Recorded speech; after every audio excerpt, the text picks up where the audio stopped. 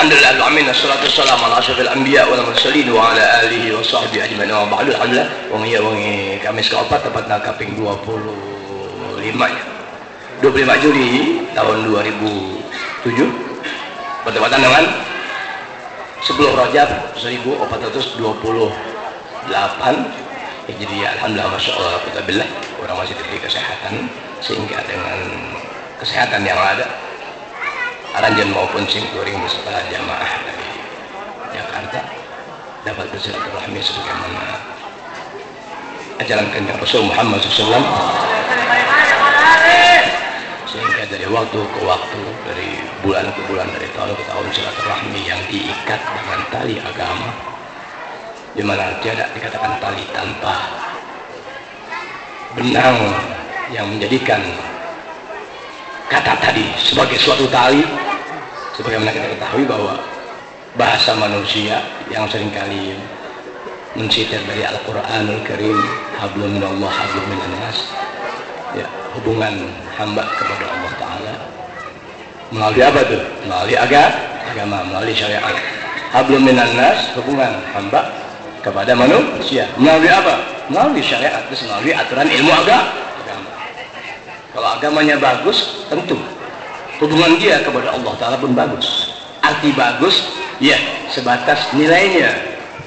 Udah umum kalau kita sekolah SD sampai SMP dan perguruan tinggi, minimal SD sampai SMA atau sederajat, nilai dikatakan bagus tuh 6, 7, 8, 9, 10, 11. Kebangetan bagus tuh 11.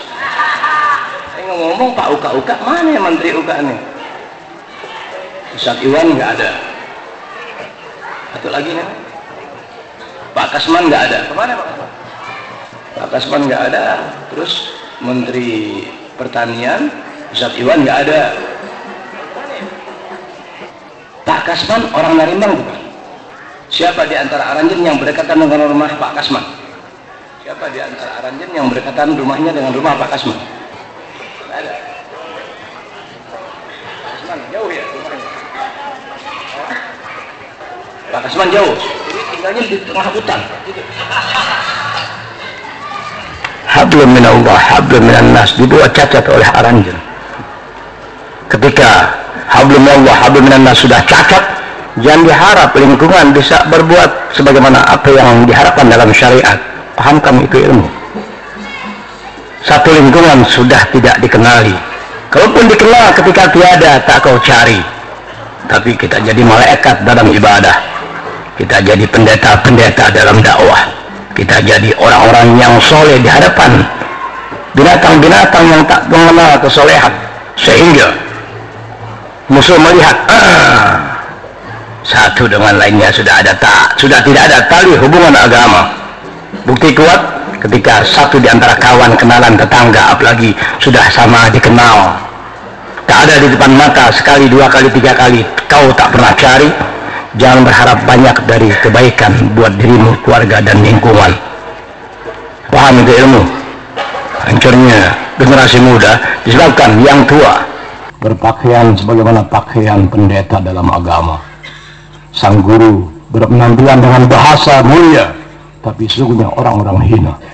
Kenapa? Kehinaan nampak jelas ketika orang-orang di lingkungan kita yang memang seagama dan masih hidup hatinya dalam agama menghilang beberapa waktu, tak kau cari di mana dia dan kemana dia, sehingga musuh dengan tajamnya mengawasi keadaan ditarik orang-orang sebagai saudara seagama.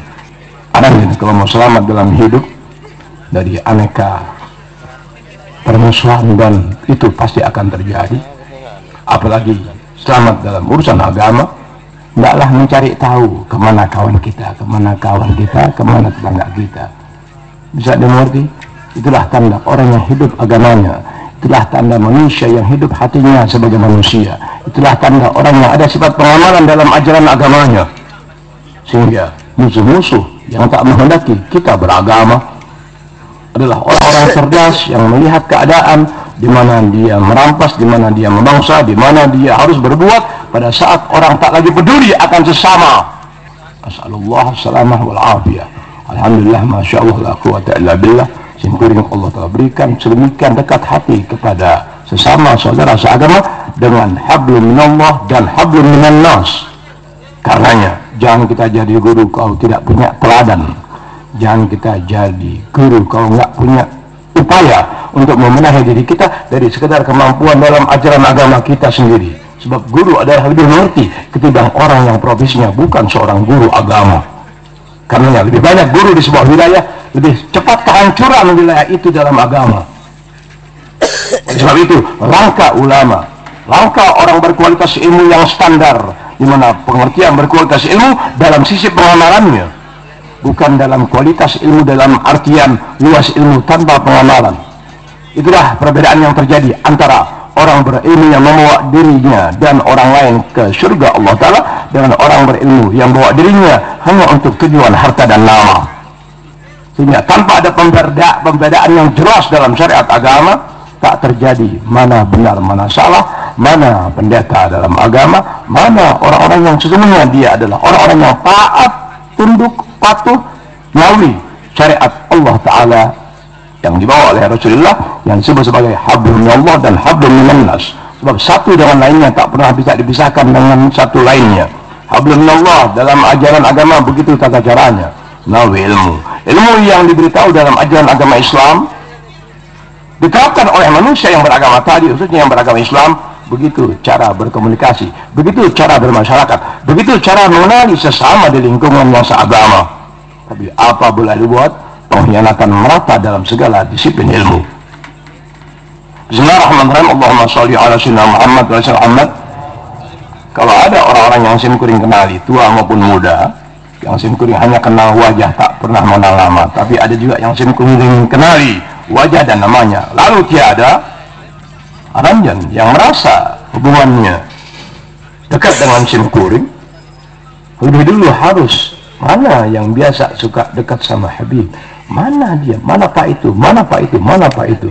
Anjan lebih dulu, jangan sampai ditanya tak pernah tahu jawaban. Anda jadilah Anda komandan-komandan dalam barisan kebenaran. Jadilah Anda komandan-komandan dalam penyelamatan saudara seagama dalam barisan. Bukan jadi komandan di masjid, jadi komandan di musola, jadi komandan di jalan raya, jadi komandan di tempat-tempat yang menghasilkan. Jangan, Anda bukan manusia yang beragama. Alhamdulillah, Masya Allah, la quwwata illa billah. Sebegitu perhatian seseorang kepada agamanya, otomatis orang yang memiliki perhatian kepada agama, perhatian kepada saudaranya. Sehina apapun dia saudaraku. Kau memiliki kelebihan untuk bisa menyelamatkan dia dengan caramu. Itulah orang-orang mulia di sisi Allah Ta'ala. Bukan karena profesinya sebagai seorang guru. Apalagi profesinya guru agama, lebih banyak dituntut oleh agamanya melalui pengamalan ilmunya. Dia harus lebih banyak mengorbankan sisi sesuatunya kepada saudaranya melalui tuntunan ilmu. Biar begitu jadi manusia. Ini tas kelihatannya nih bekas polantas nih. Wah, anak muda tasnya enggak ada yang cakep. Dalamnya HP bekas lagi. Ya Rasulullah, salamun alaik ya Rafi asyani wa taraji ya Rasulullah, salamun alaik ya Rafi asyani wa taraji ya Rasulullah, salamun alaik ya Rafi asyani wa taraji. Allahumma salli wa sallim alaihi wa ala alihi. Mengulang kembali riwayat ataupun hikayat yang tadi wungi di Pondok Pesantren Matlaun Najah Ujung Jaya, karena waktunya terlalu malam, simkuring terlalu lelah dan letih. Tapi masih Tuhan berikan semangat hidup untuk menjalin silaturahmi melalui hablum minallah hablum minan nas, sehingga rasa letih masih berjalan, tapi memang letih, leles, berlebihan, ya tak tuntas riwayat yang memberikan kesan positif. Allahu Akbar buat orang yang berpikir, buat orang yang beragama dan masih mau berbuat dengan sekadar kemampuan yang ada. riwayat semalam yang seharusnya Sim Kuring tuntaskan, tapi tak ada waktu yang bisa Sim Kuring laksanakan dalam keletihan, sehingga malam ini Sim Kuring sekadar yang mengulang dengan harap setengah jam selesai. Tabu sabar ya nak, 11 kirang 11 lewat seperempat berhenti ya Rob, bismillahirrahmanirrahim jam 4 kurang 3 jam 4 kurang 3 berarti jam hiji. Opat diambil dulu berapa? Molotov. Opat dikurang dulu siapa? Oh 7. Aduh, nggak ada Pak Kasman, nggak enak ini. Pak Kasman, Ustadz Iwan kemana sih? Pak Kasman, Ustadz Iwan, aduh. Orang-orang yang lugu, orang-orang yang sungkuring hendus hatinya, orang-orang baik. Ya. Jangan sampai wewangian yang ada menghilang. Ya. Sim Kuring demikian menghendus wewangian, Sim Kuring mencari dan mengejar. Aranjen sesama nggak kenal wewangian. Paham nggak? Orang yang wangi ketika lewat orang lain dengan bau tak sedap, dia mengenalinya. Ini orang sayang amat, pakaiannya rapi, bagus, bersih, tapi baunya tak sedap. Sayang banget. Kan begitu? Anjing yang merasa alhamdulillah Gusti Allah telah berikan wewangian, di mana wewangi dimaksud adalah berkah ajaran agama Kanjeng Rasul Muhammad SAW dari waktu ke waktu melalui guru-guru orang sekarang maupun yang terdahulu. Itu wewangian yang ada menjadikan anjing memandang dia sayang saudaraku, pakaiannya bersih, penampilannya menarik, tapi baunya tak sedap. Anjing tarik dia dengan menahan napas, dengan menahan rasa, jangan sampai anjing mendekatinya kemudian anjing merasakan bau lalu anjing berkata, kau bau sekali, pakaian kamu bagus kok bau, saya yang sekadarnya saja alhamdulillah masih begini. Bukan itu orang yang baik hubungannya dalam hablum minallah hablum minan nas, bukan itu. Anjing yang Gusti Allah berikan wewangian, segera tarik orang-orang yang sejauh anjing mampu tarik, yang dia baik, rapi, tapi tidak ada wewangian di badannya. Tarik mereka. Itulah orang-orang soleh di alam dunia dalam agamanya. Bukan yang wangi memandang hina orang yang bau. Dan yang berasa tidak memiliki wewangian bukan harus menghindar dari wewangian, di mana wewangian disenangi oleh setiap laki dan perempuan. Malah kecuali wangi janwe petasan. Mundur dulu. Siapa yang wanginya petasan janwe? Tuh Pak Udin.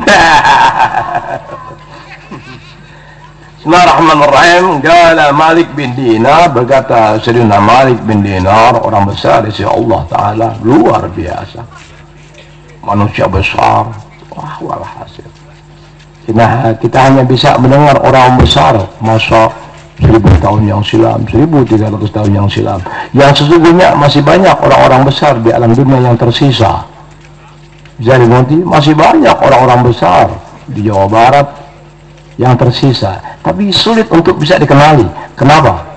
Sebab sudah umumnya orang besar dalam sudut pandang agama bukan orang-orang yang dengan predikat mulia, bukan orang-orang yang dengan penampilan yang demikian gaya, bukan. Kalau kalian mau tahu orang mulia di sisi Allah Ta'ala bukan manusia dengan penampilan yang seakan malaikat yang hobi tawuran. Terus bukan orang-orang yang dengan hiasannya, dengan penampilannya di meja-meja acara keagamaan, bukan itu orang mulia. Orang mulia dia berbuat dengan penampilan yang tak lagi beroleh perhatian dari di lingkungannya, dari orang-orang yang seagamanya, tapi dia berbuat dengan caranya.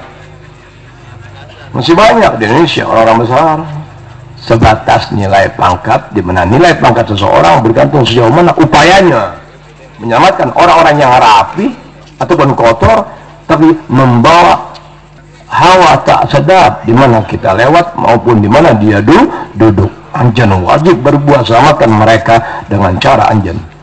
Berkata Sayyidina Malik bin Dinar al-Alhamdulillah, waqaftu yawman ala sawma'ati rahib. Satu masa, kata orang besar yang bersama Sayyidina Malik bin Dinar al-Rahimah al-Jami' berkata, "Allah sallallahu alaihi wasallam, amin. wa bi barakatihi yahdina jami' wa min awalaina minal muslimat. Suatu hari aku berdiri di depan kuil seorang pastor atau padri. Fasami'atuhu yaqul, ketika aku berdiri di depan kuil atau kelenteng atau wihara, bukan gereja sejenis itu, aku dengar seseorang berkata, ngertos enggak pastor, padri, ngertos ya? Kalau dulu-dulu pastor, padri lewat dengan pakaian rapi, bersih. Ya, Simkuring tinggal di wilayah mayoritas kaum muslimin, tapi ada beberapa pastor di lingkungan di mana Simkuring tinggal. Dia jalan rapi, luar biasa. Pegang Injil, tidak?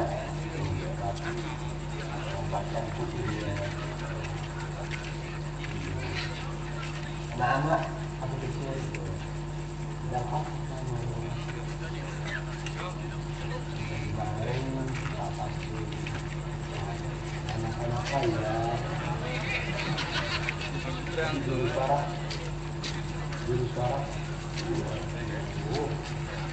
bahkan peng-peng bawa tetelan pastor zaman Simkuring ya, rapi pastor.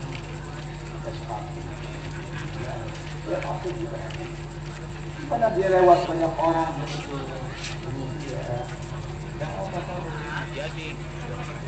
Gaple Pak. Gaple itu apa? Kardus bertitik-titik.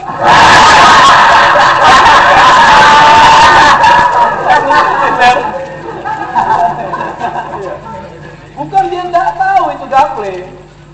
Dia mencoba berkomunikasi dengan baik kepada mereka yang tak seagama, berharap dengan akhlak yang baik orang itu tertarik, paham aja. Bukan kita pendeta-pendeta dalam agama padahal pengkhianat. Bukan kita pendeta dalam agama tapi pengkhianat kepada saudara. Wassalamualaikum. Alhamdulillah Allah telah ciptakan aku bukan pengkhianat agamaku. Alhamdulillah.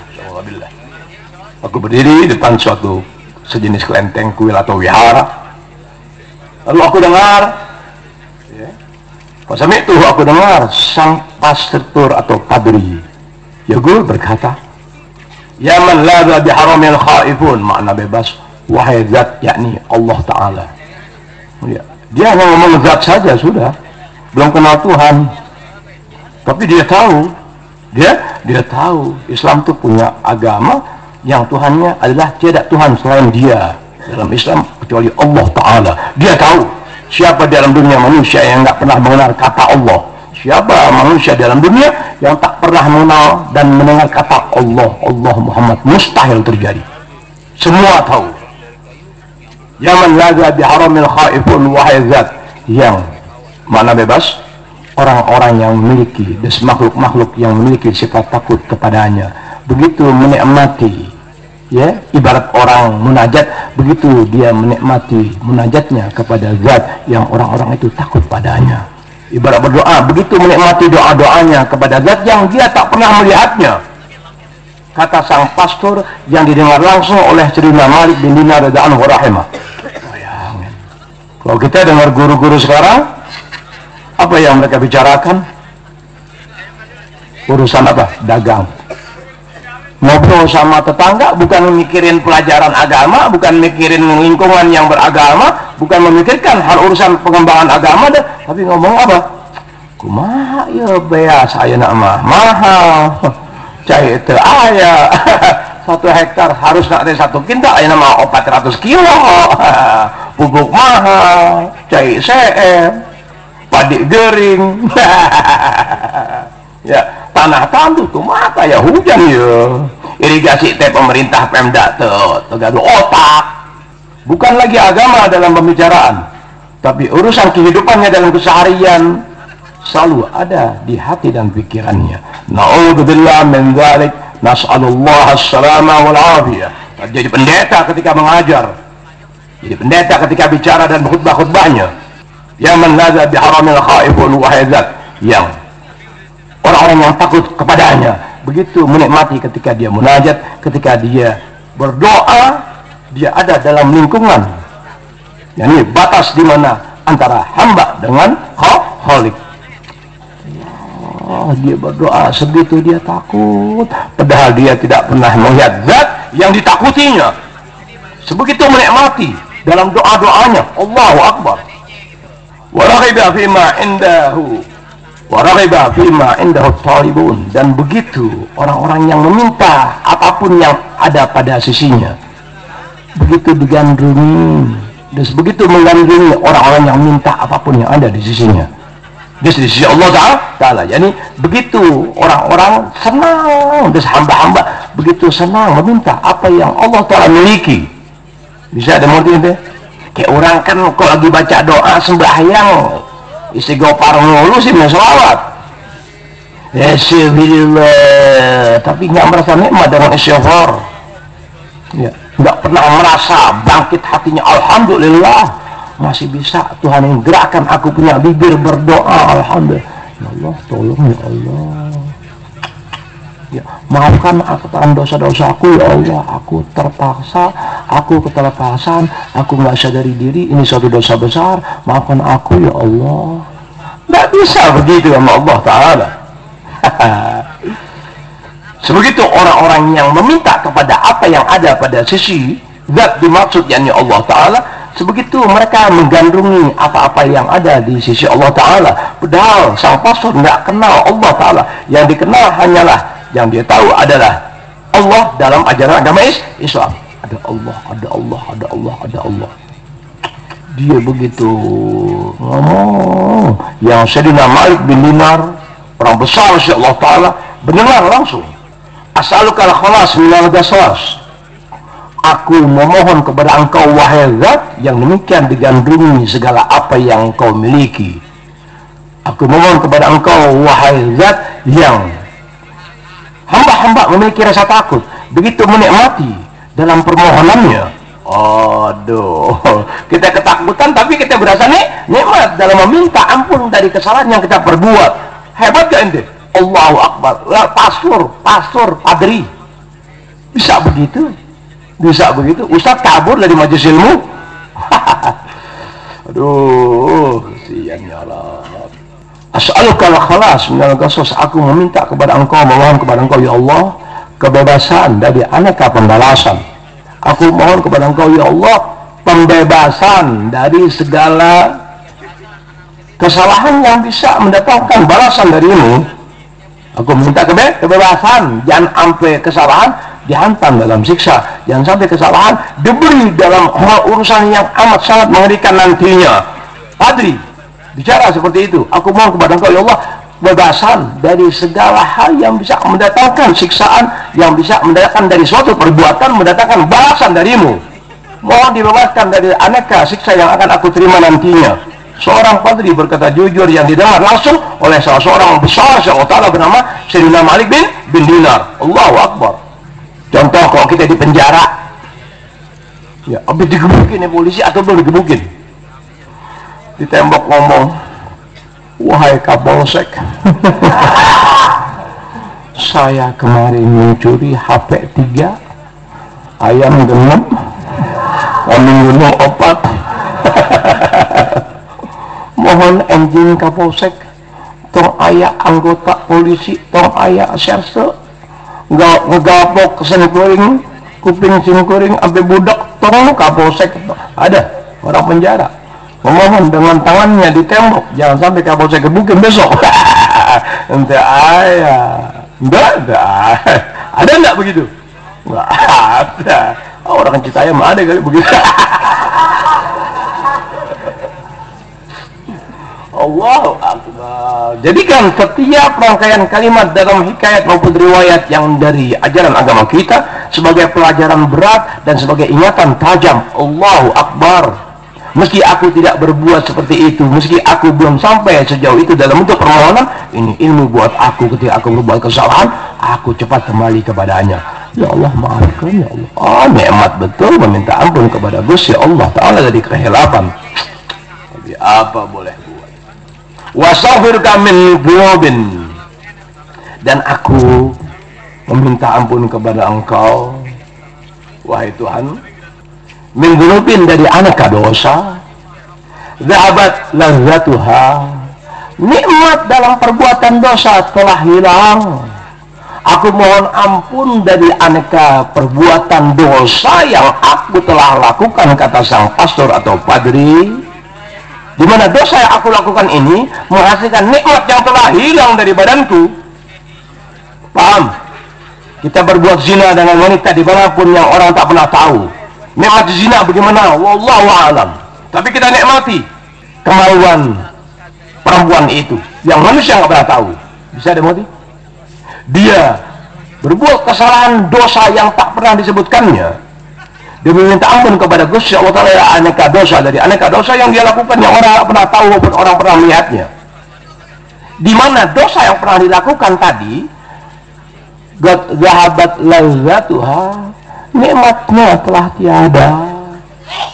Siapa dia antara aranjen keseluruhannya maupun jin kuring yang pernah menikmati apapun bentuk kenikmatan tersebut yang kita pernah rasakan atau cicipi, kemudian sampai sekarang masih tersisa ya di lidah kita, di badan kita, dari nikmat yang pernah kita rasakan. Jawab, tolong jawab. Aja OM ya, mungkin tomat. Tolong jawab. Aranjen orang-orang berakal. Siapa di antara manusia dalam dunia yang nikmat dia? Contoh, nggak kenal nikmat, susah sih lo. Contoh, makan nasi goreng di tengah malam dingin, enak banget tuh nasi goreng. Ya, iya tuh tukang nasi goreng. Lapar juga, dingin juga, hangat lagi. Lah pakai kayak endok asmar asli Mario. Berkeringat, dari dingin berkeringat, enak, kenyang. Ambil notebook yang nasi goreng, bang. Selesai makan, kumpul di saung dengan orang-orang atau kawan yang samar, siapa dan bagaimana dia. Satu bertanya, dari mana lo? Alhamdulillah, kenyang gua. Dari mana? Nedak itu nasi goreng, masya Allah, enak betul. Beas nak teh beas naring bang. Ya bawang ujung jaya. Kerupuk conggeang. Minyak nyolong. Ayo gitunya. Seorang teman bertanya, hebat kau. Tapi maaf, aku numpang tanya, mana nikmat yang kau telah rasakan tadi? Mana nikmatnya? Maksud kamu apa? Nikmat yang kau rasakan tadi dari nasi goreng yang kau makan demikian hangat, membuat kamu kenyang bahkan tahap sampai 17 Agustus. Numpang tanya, mana nikmatnya? Tak satu pun makhluk bisa menjawab bahwa nikmatnya masih ada di lidahnya. Nikmat itu masih ada, mustahil pun dosa yang dilakukan oleh sang padri tadi. Demikian dosa tak disebutkan, ya, sedang lazat atau nikmat dosa itu sudah tidak ada. Lazat dari perbuatan dosa udah nggak ada, nikmat perbuatan dosa ya udah nggak ada. Ada enggak pengakuan jujur dari seorang pastor? Allahu Akbar. Kalau orang nggak ada jujur-jujurnya, na'udzubillah, nasallallahu alaihi wasallam. Wa baqiyat tab'atuha atau tabi'atuha, wa baqiyat tab'atuha, nikmat dalam bentuk lezat kenikmatan yang kita perbuat dalam dosa telah tiada, hilang dari badan kita. Bahkan wabakiyat tab'atuha, yang tersisa sial-sialnya sekarang, yang tersisa sial ini, sial itu, sial ini, sial itu. Kalau orang mau berlaku jujur kepada diri pribadi dan kepada Gusti Allah Ta'ala, kerusakan di lingkungan tak lebih karena dosa-dosa orang. Di mana dosa dimaksud adalah kurangnya kepedulian kita yang dianggap sedikit mengerti ilmu agama kepada lingkungan kita, saudara seagama. Kurangnya kepedulian tak lebih karena sifat tamak kita kepada dunia, tidak lebih. Allah tab'atuha, yang tersisa adalah sial-sialnya. Mana ada itu? Ketika aku dengar sang pastor demikian jujur dalam pengakuannya, mana ada itu, spontan aku panggil si pastor, kata Sayyidina Malik bin Dinar. Aku panggil dia, ya rahib, hai pastor, hai padri, kaifa taratad dunia, Bagaimana mungkin kau bisa tinggalkan duniamu? Ya, kaifa tarakta dunia? Bagaimana ente bisa tinggalin tuh dunia yang demikian enak ente rasakan?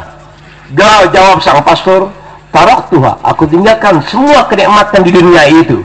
Di dunia yang aku lalui dalam bentuk dosa dan aku tinggalkan semua tadi. Qabla an tatrukani, sebelum dunia tadi meninggalkan diriku, sebelum nikmat itu meninggalkan aku. Ingat, nikmat bisa meninggalkan diri kita ketika kita mulai merasakan usia yang bertambah dan aneka penyakit yang kita derita. Nikmat meninggalkan diri kamu. Pahami enggak? Paham enggak?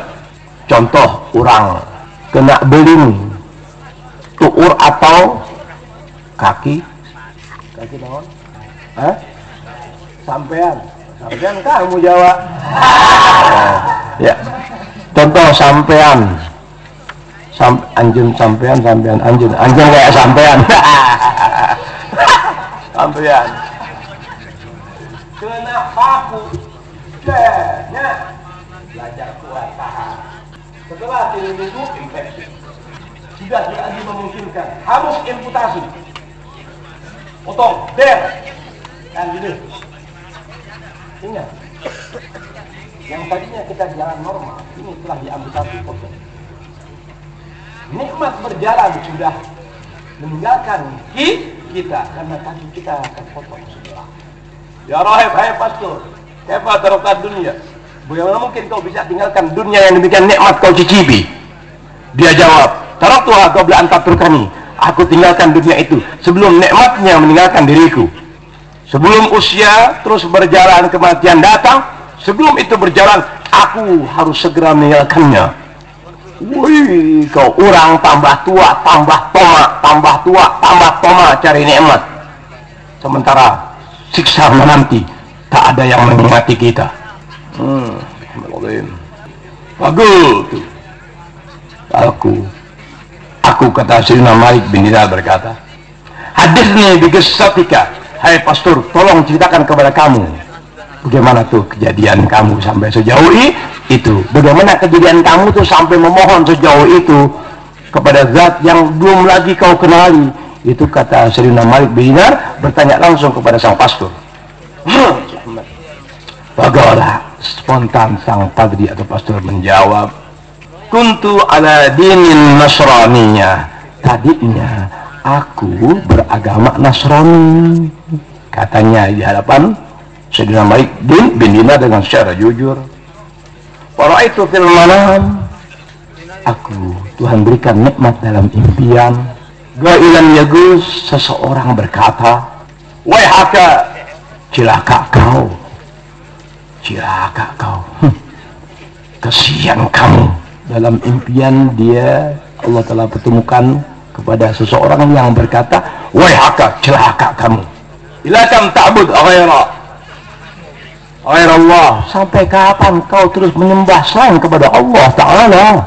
Dalam impiannya sang pastor berkata ketika ditanya langsung oleh Sayyidina Malik bin Dinar, sampai kapan kamu terus menyembah kepada selain Allah? Dalam impiannya, inna Isa abdun min abidillah, sadari olehmu, Nabi Isa itu tak lain adalah seorang hamba dari semua hamba Allah Ta'ala. Nabi Isa itu hamba, bukan Tuhan, bukan ini, inna Isa abdun min abidillah, Nabi Isa itu hamba Allah Ta'ala, bukan Tuhan. Ketika ditanya oleh Sayyidina Malik bin Dinar, dia jawab langsung, yang aku bertemu dalam sebuah impian seseorang yang berkata, sayang kasihan kamu ya, sampai kapan kau tetap menyembah selain kepada Allah Ta'ala. Sadari dirimu sesungguhnya Nabi Isa bukan Tuhan, dia adalah hamba daripada hamba-hamba Allah Ta'ala. Fakultulahu, lalu aku, kata si pastor berkata kepada orang dimaksud, man anta, siapa kau? Kata sang pastor. Orang itu yang memarahi pastor demikian adanya menjawab, ana syafi'ul mudhnibin, aku adalah manusia yang memberikan pertolongan dari semua manusia berdosa, dari semua manusia yang berbuat dosa. Siapa? Umat Rasulullah SAW yang dimaksud. Ana syafi'ul mudhnibin, aku adalah manusia yang memberikan pertolongan kepada semua orang yang berbuat dosa. Analladzi, akulah orang yang basyarani Isa yang telah diberikan kabar gembira oleh Nabi Allah Isa. Wa syahida bi nubuwwati, dan yang bersaksi atas kenabianku Musa, Nabi Musa. Akulah orang yang telah diberi kabar oleh Nabi Allah Isa akan ada seseorang itu. Dan akulah seseorang yang Nabi Musa mengambil akan kenabianku dadaku dengan tangannya. Wagala saya, orang itu berkata, Allahumma, wahai Tuhanku, alhim abdakar rasyad, kasih dia petunjuk kebenaran dalam membawakan agama, kasih dia petunjuk urusan keagamaan.